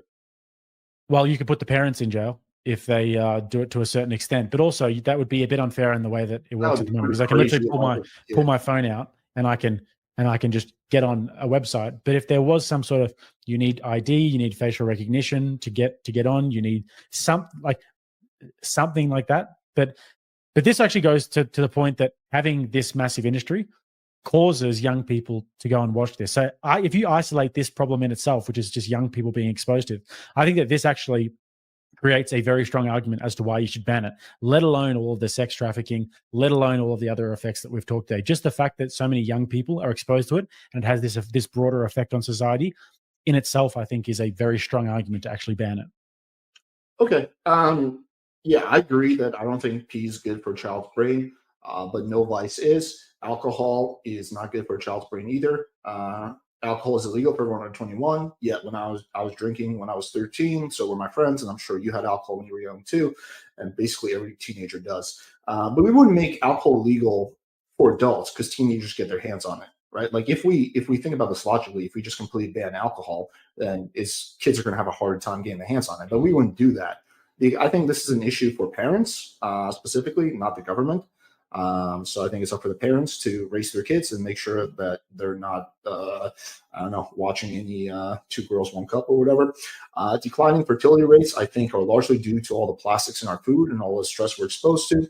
I think you're generally blaming a lot of the issues we see in modern society on one thing, which is pee. And I think that there's definitely... I'm actually not blaming it, by the way. I'm not blaming it on that. I'm saying it's a contributor. Yeah. Okay. But just following this logic, like, I think that, yeah, sure, it would be ideal if kids, teenagers didn't get their hands on pee, right? But then we have to think, okay, how are we going to change that?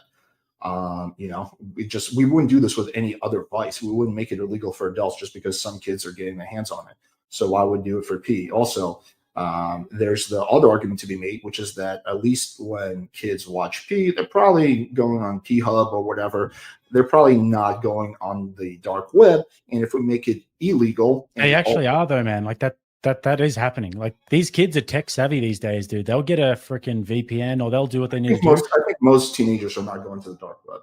Yeah, I would say that most are not, but I would say that there's also most teenagers are watching porn. So I'm a boomer. Like, I've recently had to teach myself how to use Discord, right? So yeah. I don't understand how this stuff works. But these kids these days, man, they are freaking tech savvy, dude. Like, they will use all of the Reddits, and they'll use all of the freaking, like, servers and stuff. Silk Road. A lot of these sort of kids were exploring Silk Road, and Silk Road is banned now. Like there's no more Silk Road. yeah, but like you know what I'm talking. I'm talking about those sort of like dark web websites. Like I don't think it's really that difficult to get on if you're reasonably tech savvy. You can get onto these things, and once you're there, like you'll just be bombarded by Yeah, basically anything you want to see. You can see people like getting like what are the snuff films? I don't know if you can say that on here, but yeah. I went down a rabbit hole, was watching YouTube documentaries about how common that is. Apparently that they're actually fairly hard to access on the dark web. Anyway, that's a whole rabbit hole we don't need to explore. Yeah, I think that like the majority of teenagers at some point are going to feel the desire to watch P. And the majority of teenagers do not go to the dark web. And so if we push it underground, I think it stands to reason that if the only place people can access it is the dark web, then the majority of teenagers who want to watch P, a good amount of them might go to the dark web, and then they're going to be exposed to like illegal shit there. So I would argue that it might even be better for teenagers if we just keep it above ground rather than forced to go underground, where again they're gonna, they're like, oh, I want to watch just some like big titty girl, and then I'm gonna go. The only way I can see that is by going to dark web, and oh, what do you know? There's a horse banging a fucking, I don't know, a human. Wow, how did I stumble upon that? So at least we have some regulation, some control when people use above ground. yeah, but I would say that it creates the necessary preconditions for people to actually go to those places. So normally, somebody's not going to go to the dark web unless they have already exhausted the normal internet. So people on the dark web are not people who just woke up one morning and decided that that's what they wanted to do with their life. Normally, their needs can't be satiated by what they see on just regular P, and this is the same thing, sort of concept as OF as well. I mean, they're so addicted to it that eventually they have to sort of seek out something new, which is like an actual connection where you're telling a female what to do, and you've got some sort of added element there with the OF. But then the dark web is sort of the same, where you're going there to sort of enhance the stimulus because you've sort of fried your dopamine receptors so hard that nothing really gets you off anymore. So then you're going to these more and more extreme things. And I don't really think that, like, would you actually debate that is the case, that people end up in these dark web places because they started out just watching regular P? I think a small percentage of people do. As far as I know, the majority of people who go to dark web is for drugs, to buy drugs or stuff. But in terms of the people who are watching CP and who are watching all these sorts of things, like, and also, by the way, dude, like in terms of sex slavery itself, like a lot of the, like when you're watching P, you don't actually know what you're watching. You could well be watching somebody who is a slave and who is. If you're watching like from maybe with amateur stuff, but if you're watching like Brazzers or one of these big companies, then like they're not going to have sex slaves. Yeah, so I'll give you that. Mm-hmm. But if you're on just mainstream P and you're just watching what's out there in the ether, like if you're a guy who's watched regular P, then and you've just done it over a number of years, there is a very, very, very good chance that you have on many different occasions like masturbated to someone who's a sex slave or masturbated to children, and you don't know about it. I don't think you masturbate to children and not know about it. If maybe if the girl like looked like they said it's older, but she looked like, do you know what I mean? Like if somebody's you're searching like, it could be under 18. I've interviewed a lot of P stars, and from what I understand is that when you're going to shoot P, is that you have to provide ID, you have to do an STD test. There's like a whole process. Like there's yeah, but like the dodgy sort of like ones that are where they're doing all of the CP and we're doing all the sex slavery and everything. They're not regulating anything. Like they're not asking for ID. They've got their people, and then they'll shoot it, and then like they'll just put it out there and just like it'll front as real P, because they're not going to say at the front, hey guys, by the way, this person is a sex slave. That's not what's going to happen. They're just going to like, that person's just going to do whatever they're told. Only like legit criminals are going to take that risk. Obviously, producing CP is highly illegal. It's a huge industry. Maybe, but I think it's only going to be something legit criminals are going to get involved in. Like I don't think like your everyday business person is going to like go down that road. Okay, but it's still a massive industry. Like sex trafficking is the second biggest industry in the world behind drugs. Yeah, but how? Yeah, sure, across the world. But what about in America? Massive. America is one of the biggest markets for it, if not the biggest market for it. Yeah, so I mean, like, yeah, we just have to get into like specifics, like how many people are. Yeah, but I mean, if you're talking about like Well, tens of just the thousands, point I'm making. hundreds of The thousands point of I'm making people, is it's that like I it's don't a think this will consequence. change if you make P illegal. In fact, I could see potential for it getting worse. That's the point I'm making. Is that Well, yeah. when you push things underground, right? That typically it results in worse outcomes. That's the point I'm making. I'm not denying that there's an issue with sexual slavery and whatnot, but I think the way to enforce that is criminally, is like through the FBI and through the police department. Like put those people in jail for 40 years or whatever, right? Like punish them very severely and create a What would be the problem with doing the same people who just make regular P? because one is evil and one is not. One is illegal and one is not. What does evil mean? Evil is, I mean, like it's just doing something that's highly unethical. Like a child cannot consent. So therefore, by default, any kind of CP, even if the child agrees, is still highly immoral. Okay, well, why is it not highly unethical to just do regular P? Why Because is that it's not highly because it's two consenting adults. Yeah, but sort of like when you're talking about ethics, though, if you're talking about the consequences of it, because that's your ethical framework, right? No, You're they're talking different. about Ethics are different than consequences. No, my ethics are not just purely based on consequences. All right. So when you're talking about, you're saying it's it's not highly unethical, but before you were saying that your ethics is based around it's around the consequences, and there was No, my decision when it comes to yeah. public policy are often heavily tied into consequences. Oh, I try to look at I things did ask you from about your that. ethics. Tell me about the ethics then. When you're saying it's not highly unethical to do P regularly, why is it not? And what ethical framework are you using? Yeah, again, I don't know the technical term for it, but I would say that anyone who cannot consent, if they're if they're forced in that situation, that's highly immoral. I would say that if you're doing harm to other people, or direct harm, that's immoral. Yeah, I mean, how far do you want to go down that rabbit hole? Well, I mean, all of the things that I've laid out today, I'd say that that's very harmful, and it's a result of the industry in itself. If you don't have these things, if you don't have the industry, Yeah, you do that. Like you'd have it. I grant your point that I you would think have some you of it do have that. underground. See, I think I'll grant your point that you would have like prostitution. You've always had prostitution, and you've always had sex slavery and these sorts of things. and you will also have Yeah, no, I'll grant that. But if it's ubiquitously just sort of like deregulated, and if there's this huge industry for it, like look at OF, dude, it's massive industry. Do you think that the fact that it's so deregulated and it's so big is the reason why we see so much of it, and particularly why we see more and more egregious forms of it, like what we're seeing with Lily Phillips at the moment, of her wanting to sleep with 1,000 guys in a day, already slept with 100 guys in a day? Like, would you agree that these things are unethical? No, I don't think it's unethical for Lily Phillips to sleep with 100 guys. Maybe not good for her mental well-being. Yeah, probably. But there's nothing Okay, so you unethical. just It's a bunch of say, adults with something. okay. Well, so when you say it's not unethical, tell me what you mean by when you think about ethics. What are you talking There's about? nothing immoral about her sleeping with 100 guys.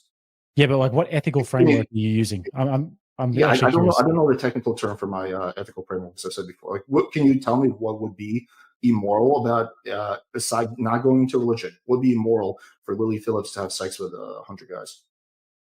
Can I tell you what would be immoral about it? Yeah. Well, sex from my worldview, or do you want me to still stay in your paradigm? No, just don't get into religion. Just in general, just talk about. I mean, you can't have a conversation about morality without getting into religion, because all of our morality derives from religious practice. But anyways. Yeah, so then we're kind of at a standpoint, because I'm agnostic, so I don't really. Well, whether you know it or not, you're somewhat influenced by religion, whether by Christianity, because are you Russian? I am Belarusian. Belarusian. So yeah, you come from a Christian European lineage. So I mean, no, in Russia actually, for a very long Orthodox time, Christians under communism. Yeah, that's pretty recent. Under communism, the religion was generally banned, and there was no religion. And before that, what was it? Well, during the Tsar. Yeah, but that was a very long time ago. Before I was born, and it was for a very long time before that. That has no effect on my mom, my grandma, or me. Right? Like, these all things happened before any one of us are born. I learned from so you guys are a bunch of communist atheists. You Belarusians are a bunch of communist atheists. But in terms of most Russians now are like hyper-capitalists. They're not even communists anymore. Yeah, right. But yeah, I would say that it's a sin against yourself. It's a sin against the flesh. It's disgusting. It's also going to have a dramatic effects on her as an individual. It's going to have an effect on the men who are subjecting themselves to that sort of like shame and sort of torment. Maybe they like it. Yeah, they might like it in the moment, but just doesn't make it less immoral. But why do you feel like you get to decide for them whether it's gonna like be bad for them or it's cause them shame? Like, don't you think that's up to them to decide? Up to them to decide their own morality? Yeah, up to them to decide their own morality, and up to them to decide whether this is something that's going to cost them, shame later on down in life. Like, you don't know if it's going to cost them shame. Because then I would be a moral relativist, and I don't think that morality is relative. Yeah, I know, because you're religious, right? But you have to understand how unconvincing this argument is for anyone who doesn't believe in religion. Well, I think that moral relativism is very, very, unconvincing in itself. So, like, we talked about Ted Bundy before. Like, why is it immoral that he did what he did? Why he killed people? You mean why is that immoral? Because he is. He violates the non-aggression principle, right? He he took a human life. That's enough in of itself. So the non-aggression principle is the grounding of your morality? No, not necessarily. But I'm just saying that he took another human's life, right? Like, he killed someone. Well, but he enjoyed. What if he enjoyed it though? That makes no difference. He took another person's life. Like, what if she enjoyed it? It still makes. What if she asked him to? If she asked to kill him, I would argue that it would still be immoral, because if she's someone who's asking to have her life taken, then she's not in the right mind to consent to begin with. Right. So then if somebody's asking to get 100 dicks, then I'd say that they're not in the right mind to consent. Isn't that exact same logic? Yeah, I just don't think those things are analogous in any way. Why? Because one is a fetish and one is murder. But they're both fetishes. What if they've got a murder fetish? What if it's like what they really turns them on? Like, they really want to do it. It's like, it's hot for them. Yeah, but this would be a combination of a fetish and taking someone's life, versus there's no life that's being taken when she takes 100 dicks. But shouldn't she be able to make that decision? If she wants to end her life that way, it's her life. What, are we talking about suicide? No, I'm talking about somebody who has a murder fetish. No, because you're taking another person's life. But that's what they want, dude. That's according to your worldview. There's nothing wrong with that. Who wants that? The murderer? Both of them. They both want it. Yeah, but the argument I made is that person who wants to be killed is not in the right mind to consent. They clearly have. How do you know that? Maybe. How do you know that they're not in the right mind? Because humans have an innate drive to stay alive. That's what we're born with. So therefore, yeah, and I'd say that humans also have an innate drive to reproduce, and women especially have an innate drive to pair bond and to not be run through by 100 dicks in a day. So you can't actually make that logic and then say, but Lily Phillips is fine. Don't give a shit. Have you ever been with a girl who's just a slut? She's down for whatever. She wants to be like spit on. She wants to be called dirty little slut. Yeah, those girls exist. Yeah, for sure. They fucking love it. Doesn't mean that they're just kinky as hell. Like, doesn't mean. Sure, okay, well, I'll bring it down. I'll bring it down a step for you then. What about the R-word fantasy? Is that okay? If she says, "I want you to come into my house in the middle of the night," and even if I scream, "Stop it," you're not allowed to stop. Is that okay? Is that moral? I think that gets into a moral gray area. Why? She wants it, dude. It's because I can see both sides. Hot and sexy. I don't think acting out a great fantasy in of itself is immoral. Okay, so you're fine with that then? What do you mean? Like, I personally don't do great fantasies, but I don't see it as like, why? Let me ask you. No. You've got to. You say, do you think that that's fine if she says, "I want you to climb in my window one night. Don't tell me what night it is, and even if I scream to stop, don't stop. This is most of the time they would have what I find hot. There would be a safe word in place. That's how it would work. But if there's no safe word, then we're getting into dodgy territory. I can see both sides of it. Okay, well then you have to draw a threshold. So you said that my argument was unconvincing for morality, but then yours is actually extremely unconvincing because it's all just relative and it's just according to whatever your little threshold is. Well, yeah, morality is it's partially relative and partially not. Like, according to some people, like for example, some people would deem it as immoral for you to smoke cigarettes, right? Some people would deem it as immoral because you're harming your body, whatever, and some people would not, right? Like, there's some hardcore Christian people who chain smoke. So I think you're saying that they're both right. Morality to some extent is relative. I guess here's my question for you. No. Don't get away from it just yet. If you're saying that, I just want to just confirm. Okay. You're saying that morality is relative. So to some people, smoking is okay. So some people, smoking is not. Morality and is you can't. None of them are wrong. None of them are wrong. Morality is somewhat relative. Okay, but my set of morals, they might be wrong for something, but according to their morals, they're not. Morality is somewhat relative, and we as a society, we decide, I guess, common morality in each country, in each society. We decide like, okay, well, enough people believe this, so we're going to draw the line here, and that's how we make laws. So here's Okay. my question for you. Where would you then draw the line? Like, for example, what about a girl who's just into BDSM? Like, she just wants to be tied up, fully consensual. Is that immoral? Is it immoral? Yes. Okay. What about a girl that wants to have a threesome? She wants to bring her hot friend into bed. Yes, immoral. Okay, so you would never have a threesome. I would never have a threesome. As Yeah. in now onwards, yes, I would not. But you have before. No comment. But like I Yeah, said, that's a yes. Yeah, but- you see, it just seems like every religious person has no. broken their But own you have to morality. understand that people. I was an atheist until a few years ago, though. Like I said at the start, I used to think exactly like you. Whatever you think, I would have been exactly like you, just a matter of just a few years ago. So Yeah, I've done you all were of on the the right bad shit, track. dude. Let's get you back. You name it, and I've Let's probably done it. Titties in your face, and you'll return back to. It doesn't impress me much, but yeah. So you honestly, I've done all of the sort of degenerate shit that you can freaking think of, to be honest. Sure. But yeah, I think that's what I was doing was wrong. Though that was immoral of me to do those sorts of according things. to your moral system, which is based on Christianity.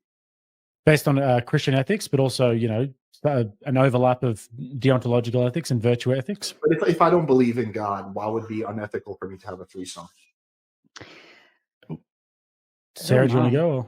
I actually would love, because there's a lot of people already begging for open panel, and I know you guys were limited on your time for open panel. Would you oblige me, and we can move into closing statements, read super chats, and then open up? Yeah, sure. I'll don't take too much more time. If you're okay with that, I'd love to. They're just dying for it. So I would love to kind of keep the people happy, and you guys are kind of. The back and forth is great, but I think it would be even better if we like really kick around some rocks here. Yeah, I can stay out for some super chats. I guess just real quick, can I just get an answer to my last question? Mm-hmm.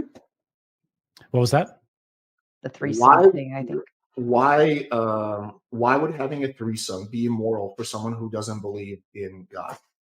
Well, for you, according to your worldview, it's not. But for me, I would say that it's objectively immoral. So it's relative then. If it's according to my worldview, it's moral, and according to your worldview, it's not moral. Well, I would say that it is objectively immoral, but for you, according to your own worldview, it wouldn't be immoral only if you believe in religion. No, because it is objectively immoral. Yes. How is it objectively immoral if you don't believe in God? Well, because I believe that morality is objective and it's not subjective. But if you're asking about how you think, though, no, that would be different. But if you're asking how I think, objective means that it's a truth, right? It's just a universal truth. It's not based on opinion. It's not based on your preferences, right? So how would it be objectively immoral if you don't believe in God? Like, it doesn't hinge on the belief that you follow Christian ethics? It's the same. What you're saying right now is the same logic as of you saying, how would it be immoral for me to kill somebody if I don't believe it's wrong to kill somebody? Just don't answer my question with like an analogy. Just answer my question directly, please. Like, once again, like doesn't the idea that having a threesome is immoral, doesn't that stem from Christian values or religious values? Like, if you're not religious, then this would not be the moral conclusion you would come to. Yes, I mean, if we're into my worldview and my view of ethics, then it is objectively wrong. But you are wrong if you think that it's not. Yeah, but this is conditioned on you being religious. No, it is objectively wrong. But the question that you're asking is like, it is actually the same logic as of me saying, how's it wrong for me to think that murder is okay if I think that murder is okay? Why is it objectively wrong though? Like, objective means that this is a universal truth. Yeah. Doesn't this universal truth stem on you having to believe in God and follow Christian ethics? No. So why would someone who's not religious think that having a threesome is wrong? You wouldn't think that. Okay, so then that means there's what? No. People are not religious? You're saying it from a relative perspective. So I'm not saying that you think the same way as me. That's why the question isn't a good question. If you want to ask me whether it's objectively wrong, I can tell you that it is objectively wrong, because I think because of the ethics that I believe that the action in itself, if you look at it from a deontological ethics or virtue ethics or Christian ethics, the action in itself is wrong. It's not aimed towards the good. The action in itself is sinful. But if you're asking about how you would think as an atheist, that's not what I'm asking. That would make it subjective. It's based on like something objective would be like the fact that, oh, I don't know. Right now it is 9:30 p.m. EST. That is an objective fact. It doesn't matter if you're religious or not. It doesn't matter what you believe. 9:30 p.m. EST is objectively the time. yes, or it's objectively You're right. gravity is objectively true, right? What you're describing. No, it's not. But yeah, go on. You don't believe in gravity? It's not. It's a theory. It's a hypothesis, but we're not going to argue about gravity. I kind of want to go down that road. But okay, we can do that. Oh no. Okay. We can say that. Let's go into your closing statements, because you can still press on with an open panel and still be arguing these concepts as well. So it doesn't mean the conversation necessarily stops, but we'll close it so we can open up. So I believe Alex, did I say? Jake was actually starting on closing statements. My apologies. Yeah, so I appreciate it. I had a lot of fun with this back and forth. I think that we've made a pretty good argument as to. So Alex said that in terms of the way that he looks at these things, he was looking at it through the lens of consequentialism.